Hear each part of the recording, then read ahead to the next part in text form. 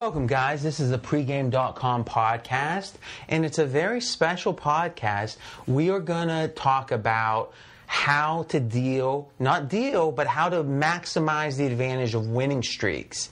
And we have right now one of the longest winning streaks in the history of the sports information business. I think it's the longest. No one's been able to show me otherwise. Marco D'Angelo, we're taping on Tuesday, August 17th, and you, last night on Monday, just won your 25th straight baseball game. Well, actually, your 25th straight bet. This isn't about sides. It's not about totals. It's not about favorites. It's not about baseball or football. You've bet 25 games, and you've won 25 games. Now, just as an aside, are you betting these here in Vegas at the same book, or are you betting other places? Because after a while, they might get kind of sick of that. What have you been doing? We're spreading the wealth around. Well, you shot pretty hard. I shot pretty hard, and the fact that, the one thing that I'm the most proud of in it is we've been taking all underdogs and small favorites. I haven't laid over 120 in any of these. And actually, more of the bets have been even money or dogs than favorites. Yes, I think it's 9 of the 25 you've actually laid, but never laid more than 20 cents. But here's what I want to do. As much as of any feat in handicapping history, I think this deserves a spotlight on it and a lot of talk. That's not what we're here for.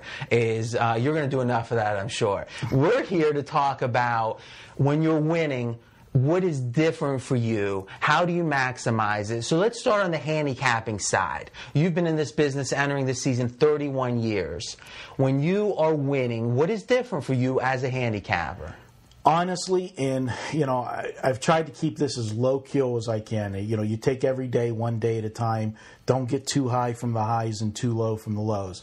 But I can tell you that when I'm in a groove like I am right now, and I sit down and I write the day's lines in my schedule book, it's almost like a 3D effect that games just seem to come off the page at me, that draw my attention. And then I start breaking the numbers down on those games that jump off the page to me. And it's all about, being in a groove and being in a zone. You hear athletes talk about that zone, that they get into a magical place. It's Jordan says the basket looks like, 3 times the size that it normally is, or a baseball hitter on a hitting streak will tell you that the baseball looks like a grapefruit.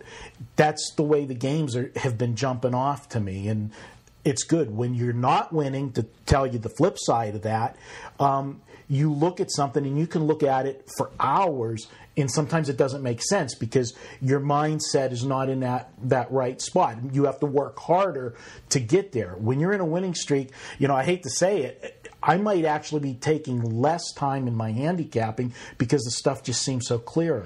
All right, so the zone is a it's a mystical phrase. I don't know what it means. When I've played basketball or done whatever, I feel like that at times I feel like that I'm going to make a lot, and other times I feel like I'm going to miss a lot.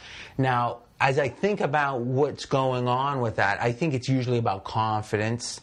And then what happens is confidence stops you from thinking. And when you stop thinking, you stop second guessing. You go with your 31 years of experience. You don't start going, typically this is a spot where I'd like to favor, but boy, I've lost 3 in a row in this spot. I wonder, am I missing something?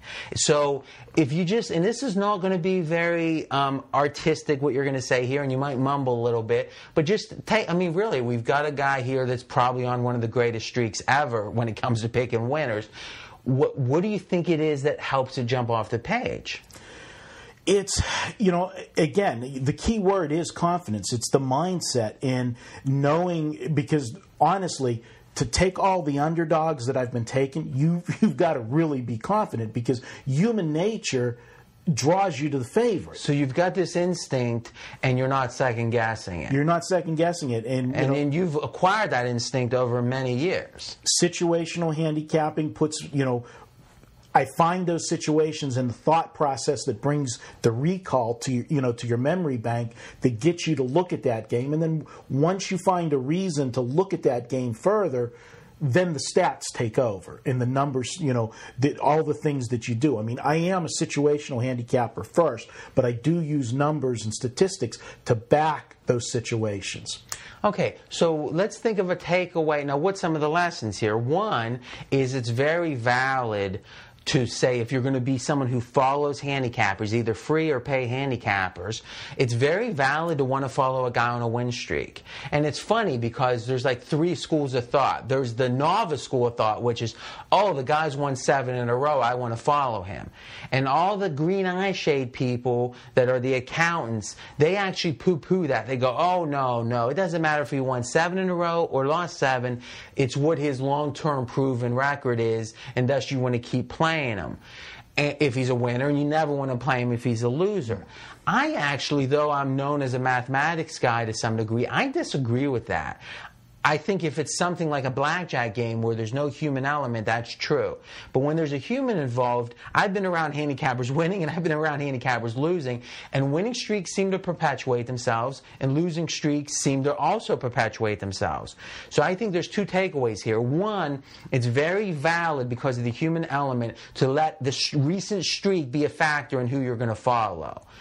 Number 2, and Marco, you can speak to this too, when you are losing, you've got to try to put yourself in that mindset of that same confidence as when you're winning, because in truth, if you can do that, you can transcend losing streaks, because if you don't lose confidence after losing 6 in a row, you can handicap the same way. It's just very hard. Now, when you're on you've never lost 25 in a row. Imagine the internet's telling that.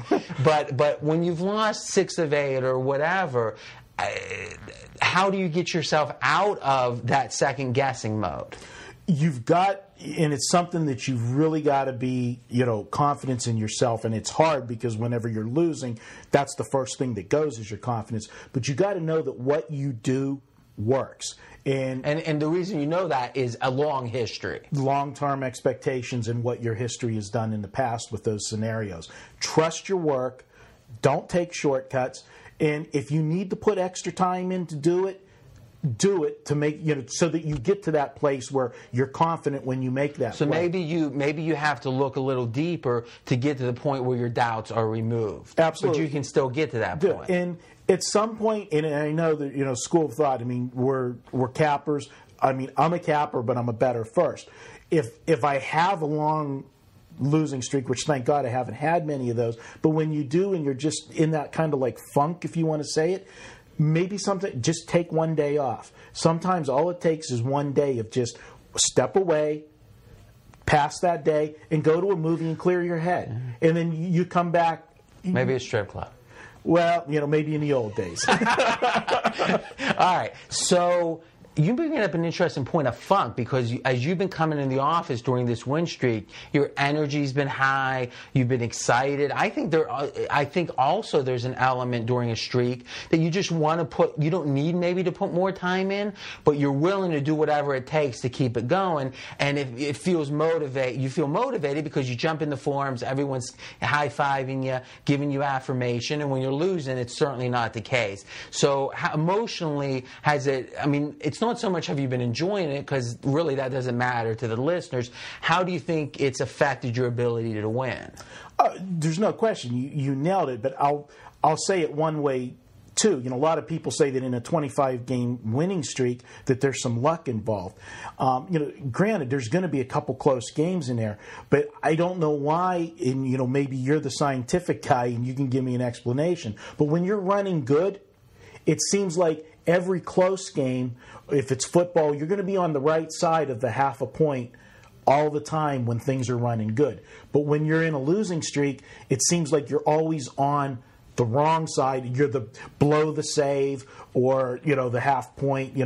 Guy misses a foul shot at the end of the game, and those kind of add to your. If you're in the funk, it can add to your your mindset. All right. Last topic here. Now, by the way, you can go to marcodangelo.com and see Marco's write-up, see his videos, see his best bets, and there's a way to see his last 100 picks, and it's quite a sight when you see those 25 straight winners. It's something you might want to do a screenshot on that and save it so you can show, get it 20 years from now.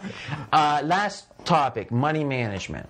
Now, we always talk about the only way you can lose with a winning source of information is if you bet so much that during the inevitable losing streaks you go broke. But we're on the flip side of this now, is as much as we're talking about how during a winning streak your expectation goes up for the next game, it might go up a few percentage points. And it's not anywhere past 60. So maybe you're a 56% guy typically, which is going to make you a ton of money, but maybe you're a 60% guy during these streaks. That 4% really matters, and that's what we spent a few minutes talking about. But even at 60%, your money management is very important. How have you changed your bet size? My bet size is the same as it's always been. So if you've lost 7 in a row or 125 in a row, you're betting the same amount. Let me clarify. I do percentage bankroll. So as my bankroll is growing, I still have the same net. A 2-unit play is worth X percent, a 3-unit play is worth X percent. But as my bankroll is growing, that number that you're multiplying by, the 2% or 3%, is growing. So on the flip side, when you're losing, it's also automatically decreasing, which in that theory maximizes your winning streaks, minimizes your losing streaks, and it just becomes step and repeat. There's no emotion involved. I don't play less because I won 23 in a row and I'm due to lose, which that's another topic that you hear everybody, well, the guy's due to lose, and they want to fade. Well, I can promise you those are the people that if I have a sports book, I'm going to have a special bonus offer. I'm probably never going to have a sports book, but I'll have a special bonus offer for the do-to-lose people. So that's an interesting point. Now, do you find yourself inclined to have more big bets? Because I've noticed you've only had 2 triples in the last, 15 games, right? It's been a situation that, again, we're doing everything the way we do it. The plays, when they're there, I shoot them, and obviously, when I'm on a streak like this, and I hope that's something that people, can respect in me. Obviously, the spotlight is, Brian, on me very, very brightly right now.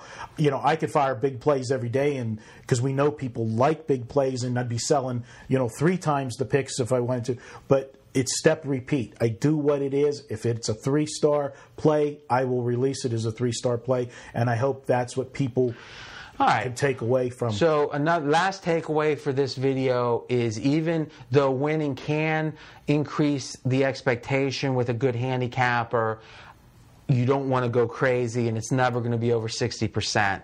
And if you're playing more than 5% of your bankroll or more than double your normal bet, you're making a mistake. And those are very broad strokes. All right, Marco, now we're going to do another video when the streak's over. Hopefully, maybe you should not shave or something. Maybe you have a long beard. But we'll do another one and really recap all the numbers. But for now, I wanted the viewers out there to learn a little bit about how you maximize this streak. Thank you, and we'll be back. Remember, you can get all of our videos at pregame.tv, and you can get our podcast at iTunes. Just search for pregame.com.